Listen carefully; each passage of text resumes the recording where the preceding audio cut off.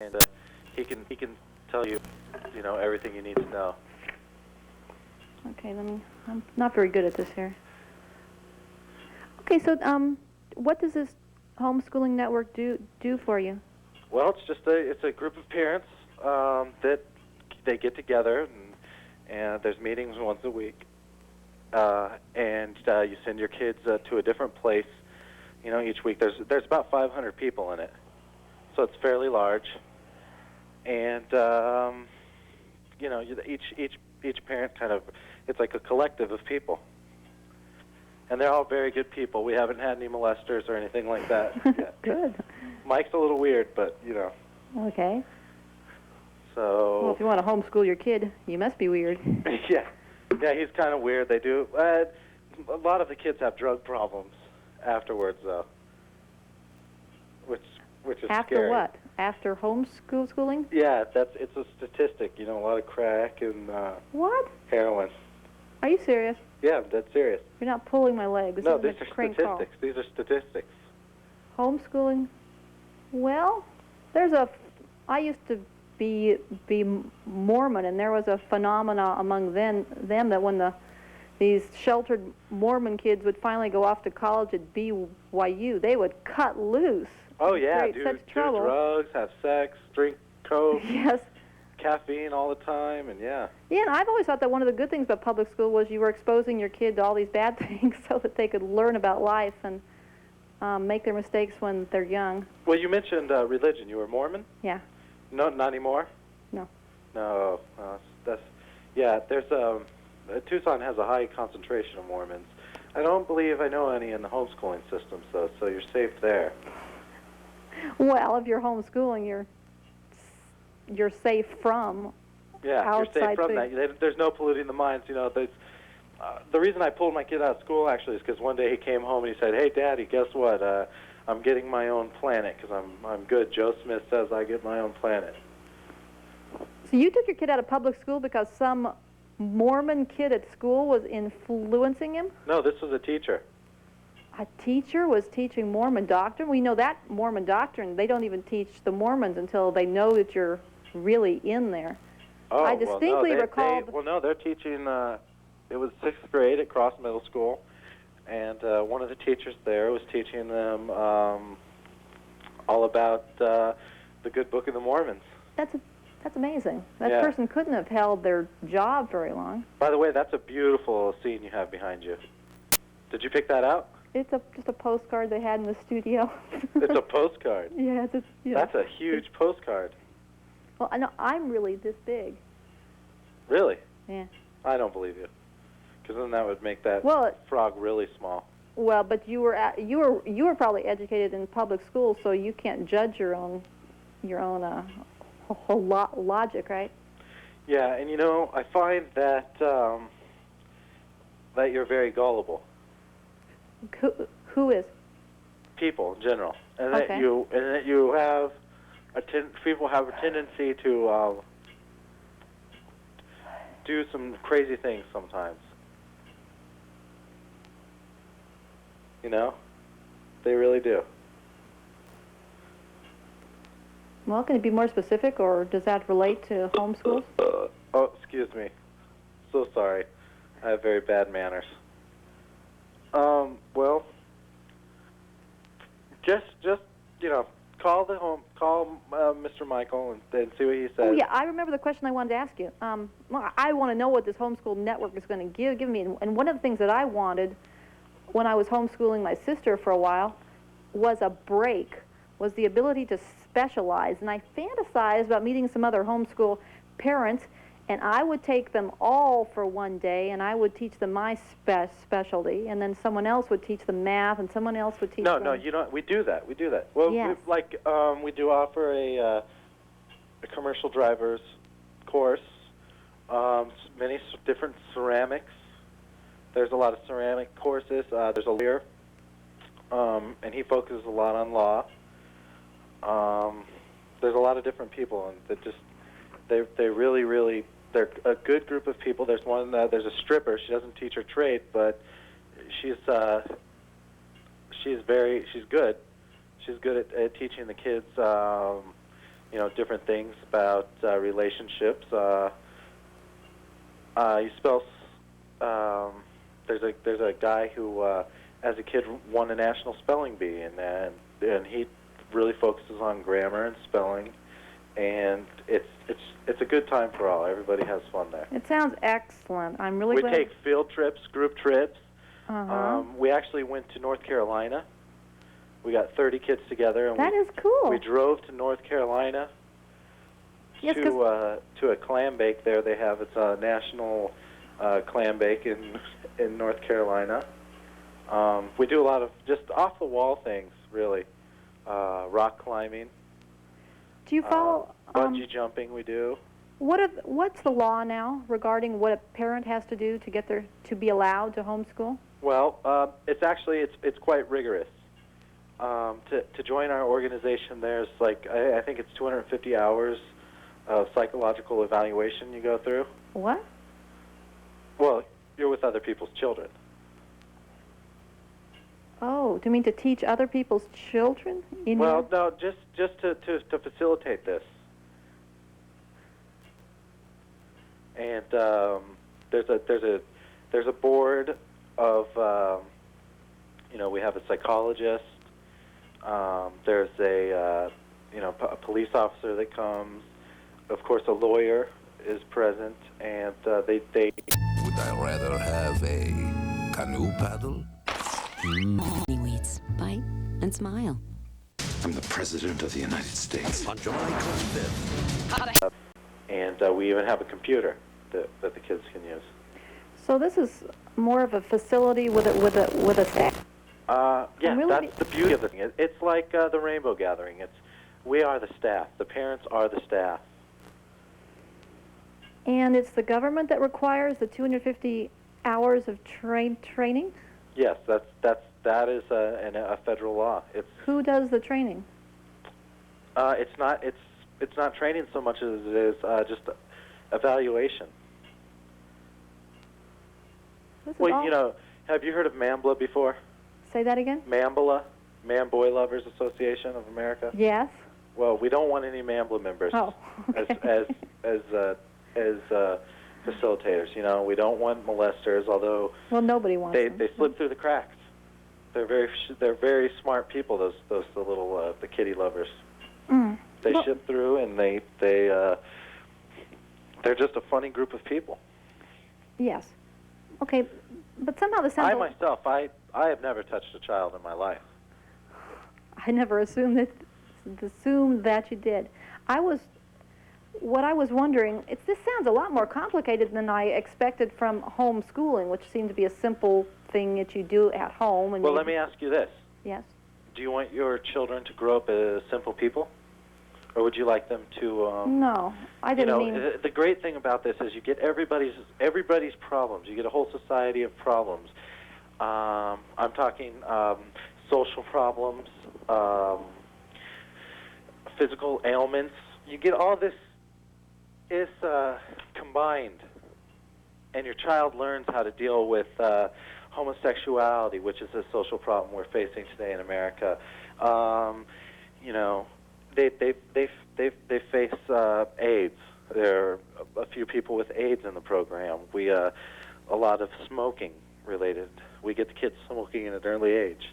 There's a lot of different things that you deal with, and it's really a beautiful program. You should really look into it. I'll check it out. Okay. Thank you very much. Bye-bye. Yeah, and I was wondering, what are you doing Friday night? I thought you were a little weird. Yeah. Yeah, Mama, you're hot. Yeah. I mean that. Well, you did pretty well. You had me fooled. See you later. Okay, baby.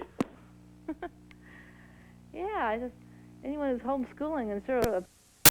Talking about the homeschool kids turning on to crack and the drugs and the touchy-feely thing or whatever. Yeah, he did want to talk about that. Right at the beginning, and that just said, yep. Yeah, I should have clicked. So it was kind of weird. Anyway, talking about education and whatnot. Sometimes I'm just too nice. Yeah, well, it is public access, right? Yeah. So I, personally, I think as far as education... Ready? You can do it too. Okay, we're going to start like this. To the shoulders. You're gonna cross your back. You're gonna slap your thighs. And you're gonna do that again, nice and slow. Shoulders. And cross. And slap, slap, slap. Okay, now add tempo. It's shoulders, cross, down, hold. Again, here we go. Shoulders, cross, down. Got it? Again, come on. Shoulders, cross, down. Good, one more time like that. Okay, we are ready. We are moving on. Now watch me. You're gonna go 1, 2, 3. You're gonna give me 2 taps. Okay, and march, 2 taps right here. Join me when you're ready. Here we go, march. 2 taps. Again. Good, same thing. We're gonna travel the march. Walk it towards us. Give me 2 taps right here. March back. 2 taps right here. Good, that's it. Do it again. 2 taps. Now you guys ready to add those arms? Ready. You can always watch me first. Here we go, march it forward.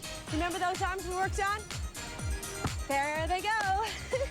Take it out, take it out. Shoulders, cross down. Take it forward. Woo! Shoulders, cross. Take it back, go. How we doing? Great. All right. 3, 2. Grab onto the brakes. Well, the more and more that you move over to driver's right, you lose that reference point. It's pretty much a gamble. When do you hit the brakes? And that's why all the cars pile up. Gary? Well, yeah, and the men who are going to lead that wild charge as the engines come to life right behind us from the front row are the men that figured in the competition last year at the dramatic finish. Alex Zanardi with his 3rd pole of the year, the 9th of his career, and he starts from the coveted #1 spot. He finished 2nd here last year. Who did he finish 2nd to? Yeah, right alongside. It's Gilles de Ferran driving for Derek Walker's team. He's the defending race champion. Now, right behind him, Michael Andretti and also Mark Blundell. But there's a guy I got to tell you to keep an eye on, even further back, way back, row 5. The name's Paul Tracy. He leads the championship points battle, and if he's going to lead coming out of Cleveland, he's got some work to do, Bob. All right, thank you, Gary. Here's a look at the championship situation coming in. Paul Tracy, despite missing a race, leads with 100 points. Greg Moore, 2nd with 95, and Michael Andretti, 3rd with 91. 8 drivers still in it with a realistic shot at the PPG Cup and its $1 million bonus. But as Michael Andretti himself has said, the championship can be won or lost beginning this weekend. Hi, everybody. I'm Bob Varsha, along with 3-time winner here at Cleveland, Danny Sullivan. Danny, it's hard to believe that on a racetrack this big, where the drivers have so much room to play with, they have to be so careful in one. Well, they do have to be careful in one because it narrows right down there, and it's so tempting to want to go down and take advantage of that. Remember, at this race, you can't let anybody get away because it's very difficult to make up that time. You've got to run hard all day long. It's only a 2-stop race, and the pit window is usually 1 or 2 laps, so you don't have any advantage to take there.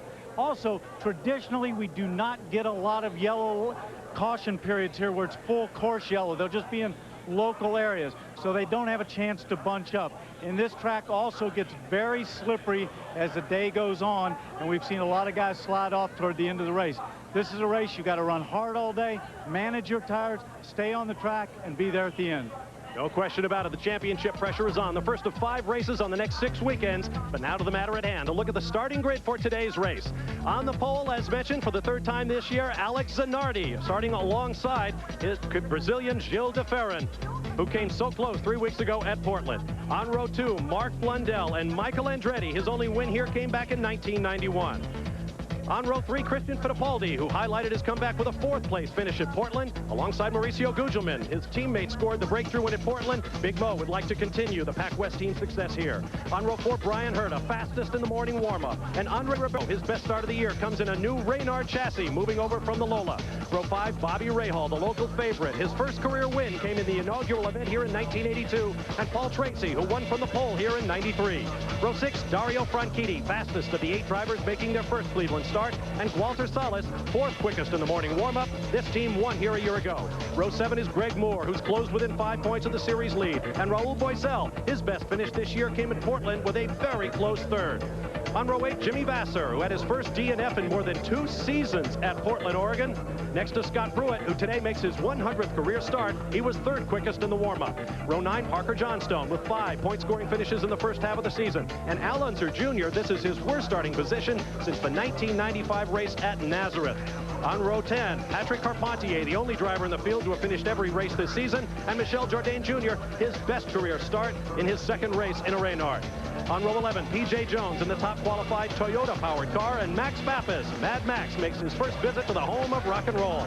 Row 12, Juan Fangio II, overcoming reliability problems. Juan's now finished 2 in a row. Richie Hearn will be alongside, making a debut of a highly revised Lola chassis, particularly at the rear end. Row 13, Adrian Fernandez, who scored his second top 10 finish of the year in the most recent race at Portland, and Hiro Matsushita of Japan, who finished in the points here back in 1993. And on row 14, Arndt Meyer of Germany, making his 5th start of the season, and Charles Nierberg, his first start of the kart series, who ran here in a Super V back in 1990. We'll be back with more live from Cleveland, the green flag coming up.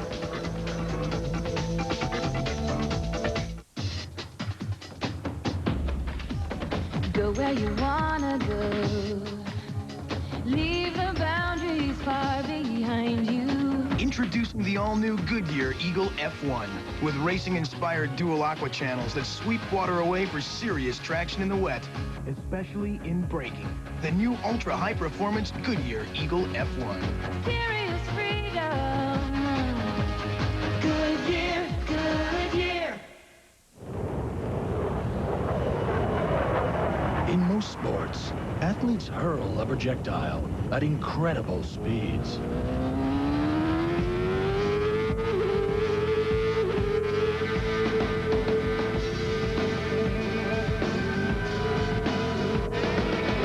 When you race an IndyCar in the Kart World Series, you are the projectile.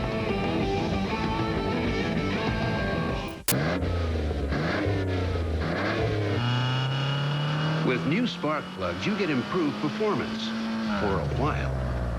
But only Bosch Platinum has a pure platinum center electrode that's heat fused. So Bosch Platinum reaches its self-cleaning temperature faster for full engine power and improved fuel efficiency over a longer performance life.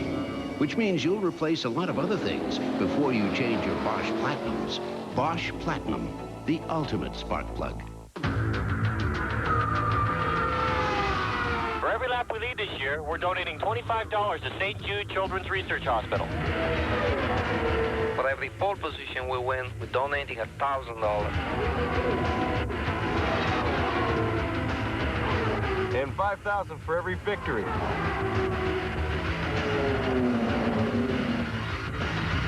Man, this could get expensive.